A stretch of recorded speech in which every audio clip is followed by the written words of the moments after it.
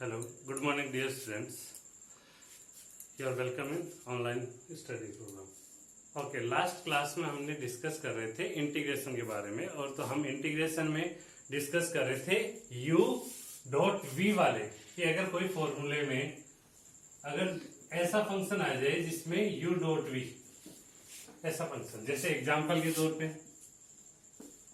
अगर आ गया x dot sign x आ गया, तो ऐसे फंक्शन का हम किस तरीके से इंटीग्रेशन करेंगे। तो इसमें एक इसको u मानना होगा और इसको क्या मानना होगा, v मानना होगा। इसको u मानना होगा और इसको v मानना होगा। तो ऐसे वाले फॉर्मूला के लिए हमने फॉर्मूला डिराइव किया था, u को ऐसा कैसा रखा था, v का इंटीग्रेशन किया था माइनस, फिर u का डिफरेंशिएशन किया था, v का इंटीग्रेशन किया था, और जो रिजल्ट आता था u का डिफरेंशिएशन करने के बाद में और v का इंटीग्रेशन करने के बाद में उसका रिजल्ट का फिर से इंटीग्रेशन करते थे। तो आपके पास में ये फॉर्मूला था। इस फॉर्मूले पे अपन ने सवाल भी किए थे। बेसिकली यह फॉर्मूला इतना ज्यादा तो नहीं यूज में आने वाला है, लेकिन फिर भी आपके माइंड में होना चाहिए इन केस कभी आपके काम में आए तो।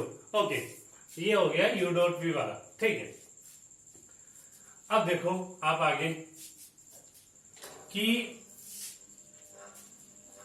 एक बात ध्यान से सुनना मेरी बात, इस बात को समझना कि u डॉट v वाले मैंने बताया कि बहुत कम यूज में आने वाले हैं, लेकिन इंटीग्रेशन का यूज सबसे ज्यादा फिजिक्स में कहीं पे भी, जैसे कोई इंटीग्रेशन हुआ दो क्वांटिटी के बीच में, जैसे हम करते थे x की क्यूब dx इंटीग्रेशन करते थे, और मान लो इसका रिजल्ट क्या था, y था। इसका रिजल्ट क्या था, y था।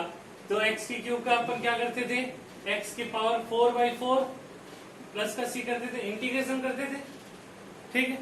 या फिर जैसे मैं और अच्छे ढंग से समझाना चाहूं, जैसे मैंने आपको कहा कि integrate f with respect to x। जैसे आप इस बात को पढ़ते हो 10th क्लास में कि वर्क बराबर, जो आप 10th लेवल पे पढ़ते हो वो डिस्कस कर रहा हूं, फोर्स इनटू डिस्प्लेसमेंट। ये आप वहां फॉर्मूला पढ़ते हो, W बराबर एफ डी कोस थीटा। यानी कि अगर आप चाहो तो इसको ऐसे वेक्टर फॉर्म में लिखा जाता है, तो एफ डॉट ये ऐसे लिखा जाता है, फोर्स इनटू डिस्प्लेसमेंट लिखा जाता है। लेकिन आपके 10th स्टैंडर्ड तक जो फोर्स होते हैं उसकी वजह से जो वर्क डन आपको कैलकुलेट करना होता है, उसमें फोर्स क्या होता है, कांस्टेंट क्वांटिटी होती है। फोर्स कैसी होती है, कांस्टेंट क्वांटिटी होती है। अगर फोर्स वेरिएबल हो, अगर फोर्स कैसा हो, वेरिएबल हो, तो वेरिएबल फोर्सों के लिए जो वर्क डन कैलकुलेट किया जाता है, ये हम वर्क पावर एनर्जी अपना टॉपिक है, 11th क्लास में बहुत डिटेल से डिस्कस करेंगे इस बारे में। लेकिन मैं आपको नॉर्मली बता रहा हूं कि अगर फोर्स वेरिएबल हो, तो वेरिएबल फोर्स के लिए जो वर्क डन होता है उसके लिए वो फॉर्मूला होता है, वो क्या होता है, एफ डॉट ds। ये फॉर्मूला होता है, ये डॉट प्रोडक्ट होता है, अपन ये वेक्टर में पढ़ेंगे।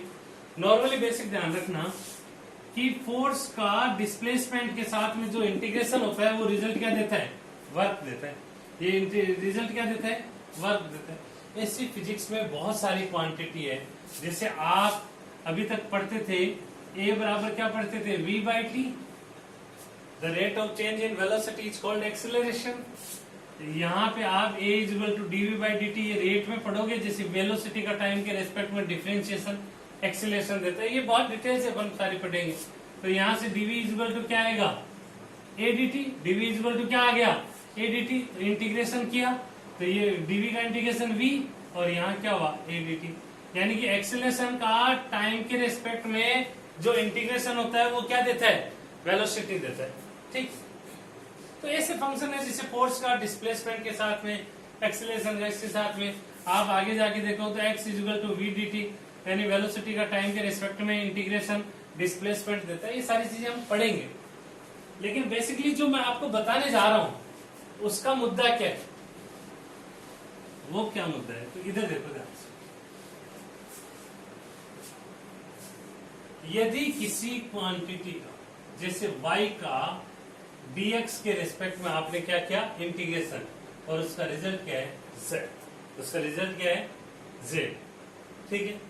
ऐसी चीज है, या फिर आपको कहीं पे दे रखा हो कि y और x के बीच में ग्राफ दे रखा हो। किसके बीच में? y और x के बीच में graph they,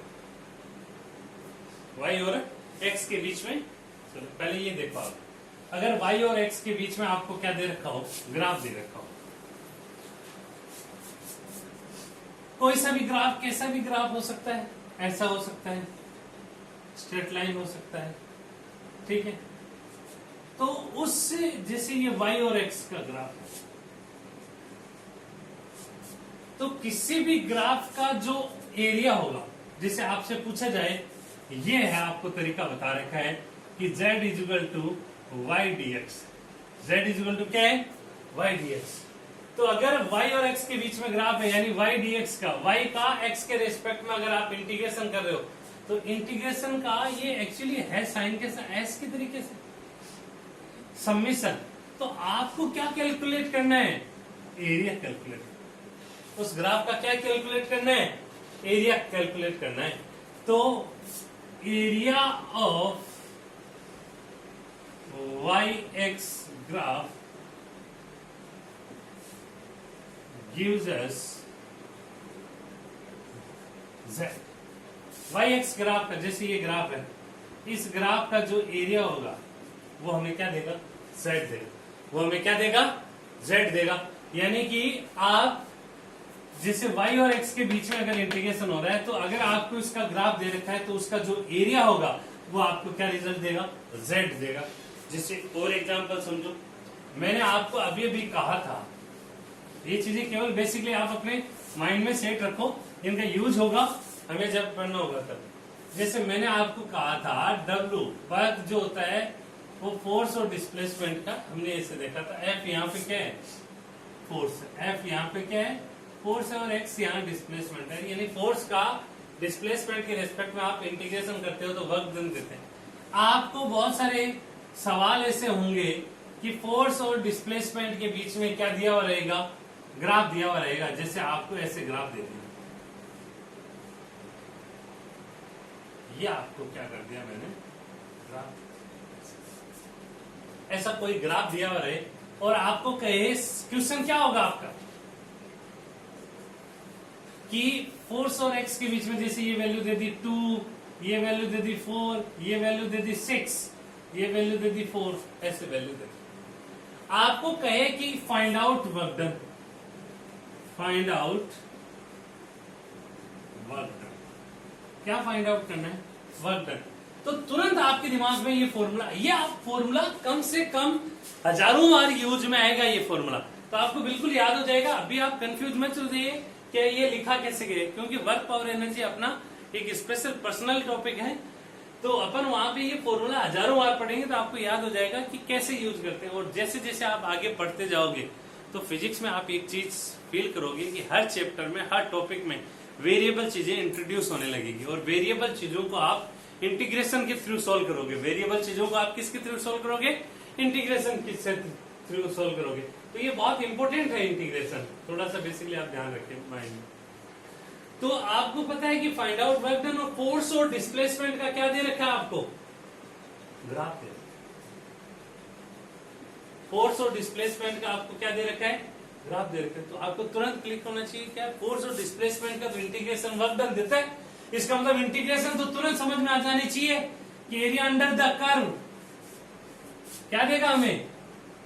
area under the curve. इस कर्व के अंडर का जो एरिया होगा वो हमें यहाँ पे, यानी कि area under the curve force displacement graph gives us work done. क्या देगा हमें? वर्क डन देगा। तो बहुत ही चीज, तो वर्क डन कैसे कैलकुलेट होगा? फोर्स और डिस्प्लेसमेंट, यानी कि ये मैंने जो लाइनें ड्रॉ कर रखी इस ग्राफ का, आपको क्या करना है? एरिया कैलकुलेट करना है। तो एरिया कैलकुलेट करना है कि ये क्या 1/2 into sum of parallel side. तो सम ऑफ पैरेलल साइड कितनी है? 6 और 4 - 2, ये कि इसकी लेंथ कितनी है? 2, ये लेंथ 6, 6 और 2 कितना हो गया? 6 + 2 इंटू हाइट कितनी है? 4, 2, 8 × 2 16। कितना इजी था। ऐसे मैं आपको बता रहा हूं कि ये है जो चीज मैं आपको बता रहा हूं ये बेसिकली फिजिक्स में सबसे ज्यादा यूज होने वाली चीज। पहली बात तो कि अगर वेरिएबल चीजें हैं तो हम इंटीग्रेशन के थ्रू सोल्व करेंगे, कुछ चीजें हम डिफरेंशिएशन के थ्रू भी सोल्व करेंगे। आप तो अभी 99% अपन ये ध्यान में रखना है कि वेरिएबल चीजें हैं तो वो सारी इंटीग्रेशन के थ्रू ही सोल्व करनी है आपको, वेरिएबल जितने भी चीजें। और वेरिएबल आपके हर चैप्टर में, हर टॉपिक में वेरिएबल चीजें इंट्रोड्यूस होगी। अब वेरिएबल चीजों का मतलब समझ गए। जैसे मैंने कहा कि किसी भी कार की जो वेलोसिटी है वो 2t है, t where t is time, where t is time. जैसे अभी तक 10th स्टैंडर्ड तक पढ़ते थे कि किसी की वेलोसिटी 20 मीटर पर सेकंड है या 10 मीटर पर सेकंड है, तो 10 तो फिक्स हो गई उसकी। लेकिन मैंने कहा 2t है, वेयर t इज टाइम, तो टाइम तो हर सेकंड, हर समय चेंज होता जा रहा है। जैसे अभी 0 सेकंड है तो फिर 1 सेकंड, फिर 2 सेकंड, फिर 3 सेकंड, तो t की वैल्यू हर समय चेंज हो रही है। तो t की वैल्यू चेंज हो रही है तो वेलोसिटी भी क्या हो रही है, चेंज हो रही है। अब ऐसे सवालों को आपको कहा जाए कि 10 सेकंड बाद में आपको डिस्प्लेसमेंट कैलकुलेट करना है, तो ऐसे डिस्प्लेसमेंट कैलकुलेट करना है तो आपको किसकी जरूरत पड़ेगी, डिस्प्लेसमेंट कैलकुलेट करना है तो आपको किसकी जरूरत पड़ेगी, इंटीग्रेशन की जरूरत पड़ेगी। तो वेरिएबल चीजें बहुत सारी आएगी। तो ये है सबसे इंपॉर्टेंट चीज है कि दो वेरिएबल के बीच में अगर इंटीग्रेशन हो रहा है तो उसका जो रिजल्ट होगा, इसका मतलब आप उसका एरिया कैलकुलेट कर लो, उस ग्राफ का एरिया कैलकुलेट कर लो, वो क्या देगा, रिजल्ट देगा। वो क्या देगा, रिजल्ट देगा। आप नेक्स्ट चैप्टर में ये सारी चीजें पढ़ोगे। जैसे ये हम जानते हैं कि आप जैसे पढ़ते हो वेलोसिटी इज इक्वल टू क्या लिखते थे, डिस्प्लेसमेंट अपॉन टाइम। ये मैंने यहाँ डिस्प्लेसमेंट लिखा, आप ये 9th स्टैंडर्ड में ये पढ़ते थे। यहाँ पे आप वेलोसिटी को रेट के फॉर्म में पढ़ोगे तो dx/dt पढ़ोगे, यानी कि डिफरेंस डिस्प्लेसमेंट का टाइम के रिस्पेक्ट में डिफरेंशिएशन। ये आप पढ़ोगे बाद में, लेकिन अभी कंफ्यूज होने की आपको जरूरत नहीं है कि ये कैसे लिखा। तो एक एग्जांपल समझा रहा हूं। तो dx इज इक्वल टू क्या हुआ, vdt, ये इससे इंटू हो जाएगा। अब दोनों साइड इंटीग्रेशन कर दो, तो dx का इंटीग्रेशन क्या होता है, x हम जानते हैं, पहले भी पढ़ रखे हैं, तो vdt, v यहाँ पे क्या है, वेलोसिटी। अब क्या होगा, ये फॉर्मूला है एक्चुअली, ये फॉर्मूला आप बहुत ज्यादा पढ़ोगे, हजारों बार इसका यूज आएगा, तो बार बार आप पढ़ोगे तो याद हो जाएगा। अब ऐसे क्या होगा कि एग्जाम में आएगा कि आपको ऐसे ग्राफ दे दिया, जैसे ये वेलोसिटी दे दी है और ये क्या दिया आपको, टाइम दिया है, और आपको ये कहा है ये 10 सेकेंड है, और यहाँ जो वेलोसिटी है वो आपको कहा कि 55 मीटर पर सेकेंड वेलोसिटी कितनी है, 55 मीटर पर सेकेंड। तो आपको कहे कि 10 सेकेंड में कितने डिस्प्लेसमेंट कवर कर लेते हो, बस केवल ग्राफ दिया हुआ, आपको कुछ नहीं दिया हुआ है। और सवाल आपसे पूछा जाए कि फाइंड आउट द डिस्प्लेसमेंट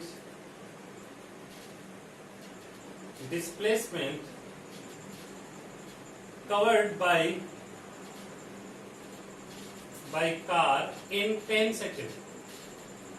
आपसे कहा जाएगा find out the displacement covered by the car, जो कार 10 सेकंड में कवर करती है। तो हमें तुरंत पता हो जाना चाहिए कि अगर आपसे डिस्प्लेसमेंट पूछा गया है तो हमें पता है कि वेलोसिटी टाइम ग्राफ का जो इंटीग्रेशन होता है, यानी कि उसका एरिया पता होना चाहिए हमें। यानी कि यह बात कह सकते हो कि वेलोसिटी टाइम